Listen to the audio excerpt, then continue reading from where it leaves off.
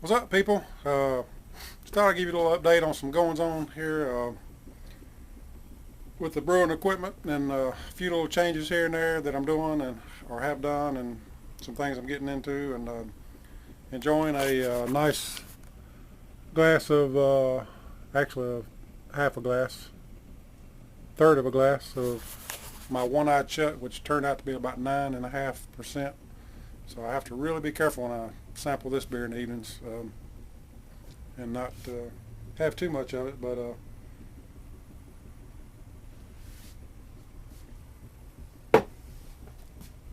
hopefully this won't be a cluster as I explain all this. But I've got everything set out here because I'm going to change up the way I do some things. And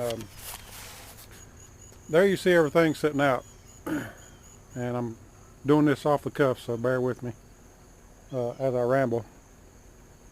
But if any of you have seen my previous videos, that you see that normally my mash tun, which is sitting on this big overkill stand that I made way back, this table, that normally sits inside the door.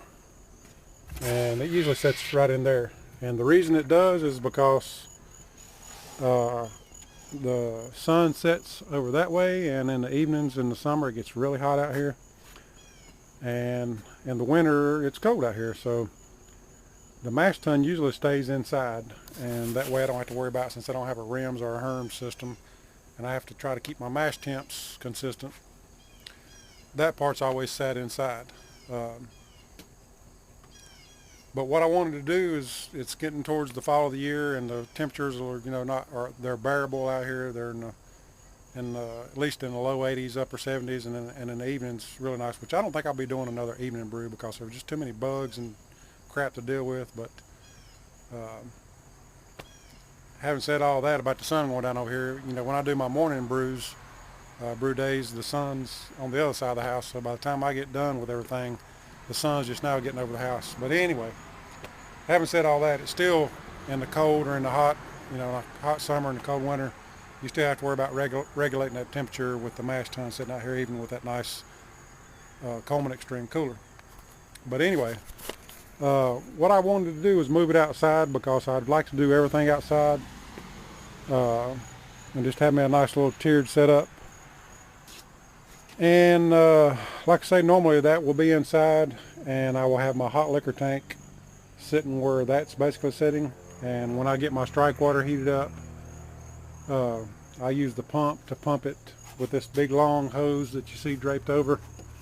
It would run in the door, and I would have it going into the valve here, or just stuck in the side, laid over the side, to pump in my water for my strike water, my sparge water. And that's the way I would do that normally. And then I would do my first and second run-ins inside from my mash tun into my boil kettle, and then roll my boil kettle out here to do my boil. So basically the reason I wanted to move this all out here is the reason I want to do it is because I'm trying to cut down on my brew day a little bit, time-wise. So what I want to do is be able to start, after I get my first run-ins, go ahead and start heating that boil kettle up and getting it heating up. And as I do my batch sparge, the boil kettle's already heating up. I don't have to leave everything sitting inside to get my batch sparge run off. Usually do a double batch sparge, so that's, the time it takes to pump and do my voil off and do my run-ins and everything. I guess I'm just trying to cut down on my brew day, because it gets so long and drawn out.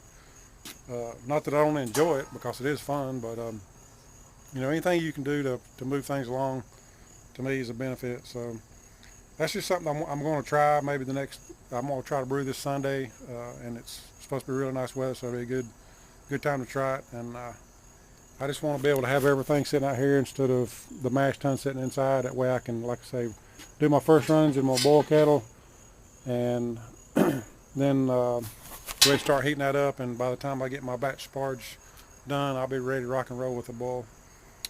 And so yeah, that's what I'm going to do with that. And something else I have done is, on all my connections in the past, I have used these little clamps that I got at Lowe's. And this one, you can see I actually soldered some terminals that I'd gotten from work onto the little ears so I could get a better grip on them with my pliers, and that's what I was using. I would just basically squeeze that and slide it up over the end when I put over these barbs. It was cheap. It was what I thought was simple, but it got to be a pain in the butt, and I said, the heck with it, I'm not dealing with that anymore. So I went ahead and made the investment for some QDs, some quick disconnects from bargainfittings.com, and I'll put the link on them. Surely you've heard me talk about them by now. And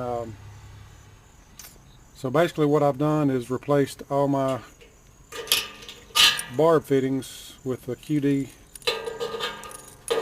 connectors, and put all the connectors on my silicone hose. And all I've done right now is to basically twist the silicone up onto the threaded part. Of course, this is obviously a male, and I kind of looked at Bobby from New Jersey's videos, and I noticed he'd done that. I also noticed on some of his stuff he ground the threads off of it so it would slide up on there pretty easy. And great, my neighbor's getting ready to weed eat right now, so I hope you can hear this. But anyway, that's a pretty tight connection. I haven't run anything yet, so I don't know if I'm going to have any leaks or not. I may end up putting a clamp on there, some kind of hose clamp on that part to hold that good and tight.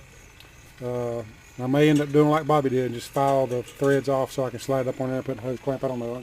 I've not gotten that far yet. And can't believe my neighbor's weed eating. He never weed eats, and right now he's weed eating.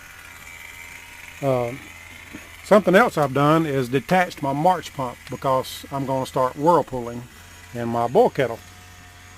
Oh, and before I can, you know what? I believe I'm gonna cut this video off right now until neighbor gets done weed eating, and then I'll come back at you because I don't want to waste all this time and you can't hear it. Okay, I believe I'm going to be safe. Nothing like waiting for my 90-year-old neighbor to weed eat around his mailbox.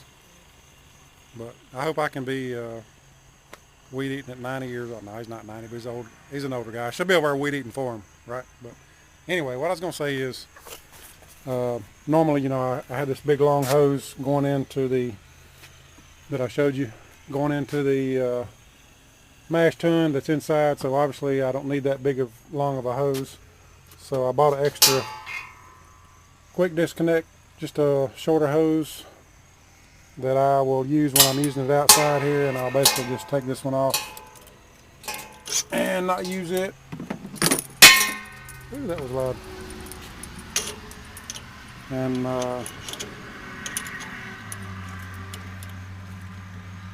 which I really don't have to have that on there to show you, but anyway, just a shorter one, just to go from here to here, and or if I want to hook it into the actual the barb there, I can do that. So that's the way she'll be set up. And I almost bought 90s, like that angled down, so there wouldn't be a bend right here. So I may end up doing that. I didn't spend extra money. I know when this heats up, it'll give a little more, and it may cause a little kink, and may cause a little restriction. So I'll just have to kind of see how that goes. And I may end up buying a little 90-degree elbow to go down here, so this will just point straight down and not have to worry about this bend right here.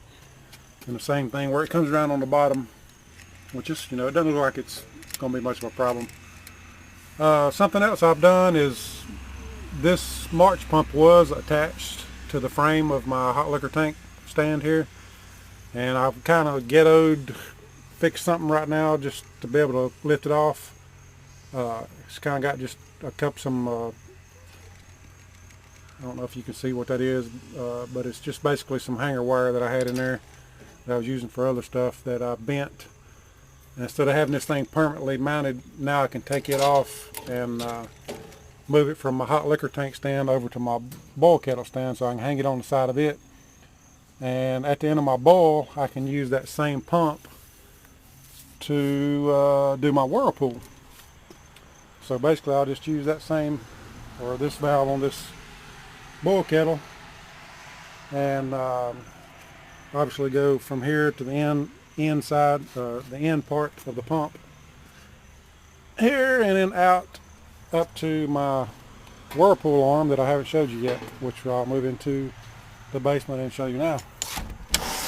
And I don't even think I've showed you this. I can never remember what I've showed you and haven't showed you, but basically what I did, and my buddy Spear has my other wart chiller that I've used forever. You know, it's a little 3/8 inch.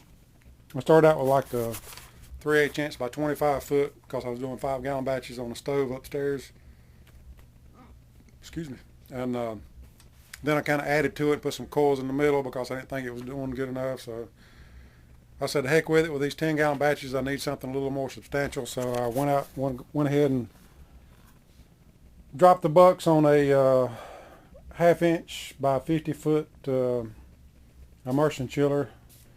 And really, with the connectors already made, I could buy the copper at my local Lowe's. As the cheapest I saw it for a 1/2 inch by 50 foot was $80 plus tax.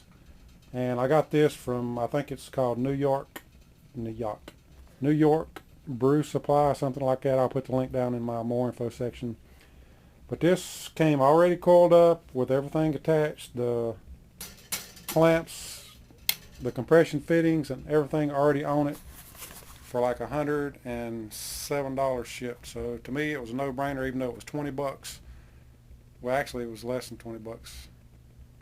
I'm also an Amazon affiliate, so I get some cash back. So I bought it through one of my links on Amazon because they have an Amazon store, this place does. So I even got a little back doing that. But for the 15 or 20 bucks, the 15 or 20 bucks extra, it was a no-brainer for me to go ahead and buy this already coiled up and fixed with the fittings on it. I'd had to buy the fittings and everything, so screw going to Lowe's and buying the coil and having to, or the tubing and having to coil it up yourself and make all that up for 15 bucks. Like I say, it was no brainer. So I bought that, and I've been reading about, you know, doing whirlpooling, which is the next thing I was going to talk about.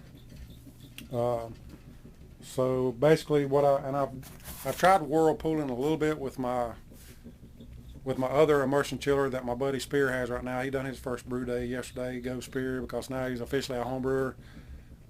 Feels good to lead somebody along the way a little bit, and I'm glad he's now officially a home brewer. But anyway, I have been doing a couple of little test batches with my old immersion chiller and just something I rigged up with some silicone hose, trying to get some whirlpool going, just see how that's going. And let me step back out here and show you something I've done. I know I've mentioned this a couple of times and probably shown it.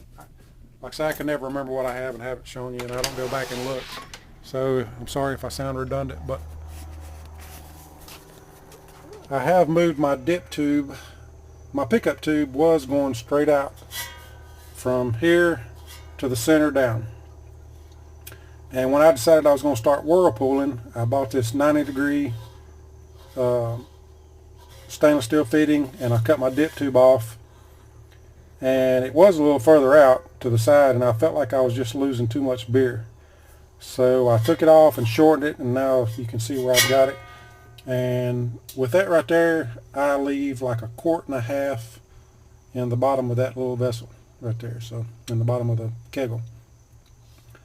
So talking about whirlpooling, I never thought I would whirlpool. I never was concerned about getting hot material where I don't use any hot bags or anything into my fermenter. I wasn't worried about that. I said, screw it, you know, it don't matter. I wasn't worried about getting cold break into my fermenter, and I felt like I was getting kind of complacent with things, and I want to improve. I don't want to ever feel like I'm getting satisfied with my beer. I feel like there's always room for improvement.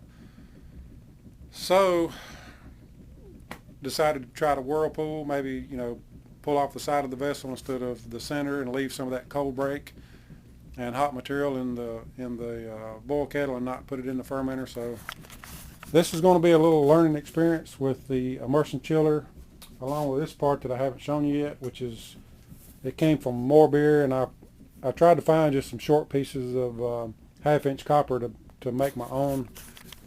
I hope you can see that, but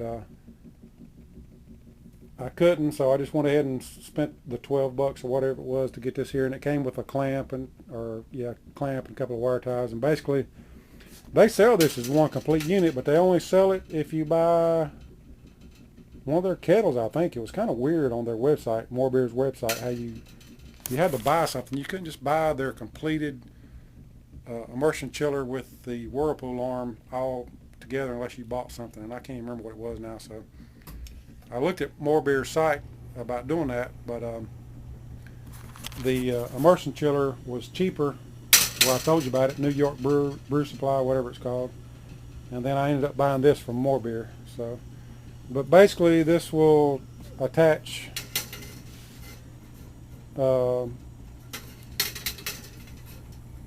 something similar to like this, and of course you'll have your water in and out, or in and out, whichever way it goes, and then your wort will be recirculated back through this, and it'll run on the inside.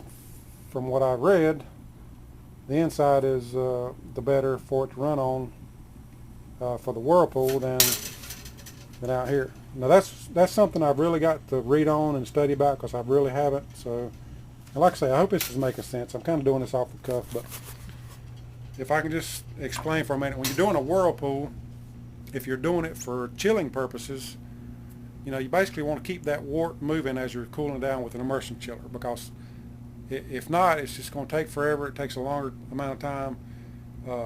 And basically, when I've been cooling down my wort with my immersion chiller, I stand there with a spoon and just kind of keep the wort moving around the immersion chiller. Told you I shouldn't have had that 9% beer. So basically, that's what this is going to do for me. It's going to keep that wort moving around this immersion chiller and help with the cooling time. Some people Whirlpool for cooling. Some people Whirlpool to make the cone in the middle of their boil kettle, you know, to be able to not take all that material into their fermenter. Is that making sense at all? Obviously, you can do it for both reasons, and people do that for both reasons. But what I don't know, that I've yet to figure out, because I haven't studied on it, is if this setup is going to be used just for cooling, or if I need to not attach this somehow and use it for cooling and be able to pull out my immersion chiller out of the boil kettle and just use this part to continue whirlpooling for sediment. I hope that makes sense, because I sound really like I'm fumbling around. So I guess what I'm saying is, if I leave this attached to this and use it for cooling, as my worts cool down to the low 70s or upper 60s, am I just going to leave this in here like this, and it's going to continue to whirlpool my wort with that cone form in the center of my immersion chiller there? Or will I need to take this entire thing out of my boil kettle and just continue to use this whirlpool arm to do the whirlpool for however much longer I need to do it for that cone? I hope that makes sense. It don't make sense to me listening to myself talk, so hopefully that'll make sense. Like I say, if nothing else, this will definitely help with me in cooling down my wort. I know everybody touts the counterflow chillers and the plate chillers, which they're cool, but I can't really use a plate chiller or actually a counterflow chiller if I've got all this sediment going into my fermenter. So I don't use hop sacks. I don't really want to use them again because of the stuff I've read about on different forums and listened to on different podcasts about isomerization of your hops by using hop sacks. I know if you use a big enough bag, like a 5-gallon paint strainer or whatever, it's not that big a concern. All right, I'm gonna shut up. So appreciate it. Questions, comments, and I hope this video doesn't sound like a big screwed up mess. If it does, sorry. And I'll give you some updates with some other stuff later.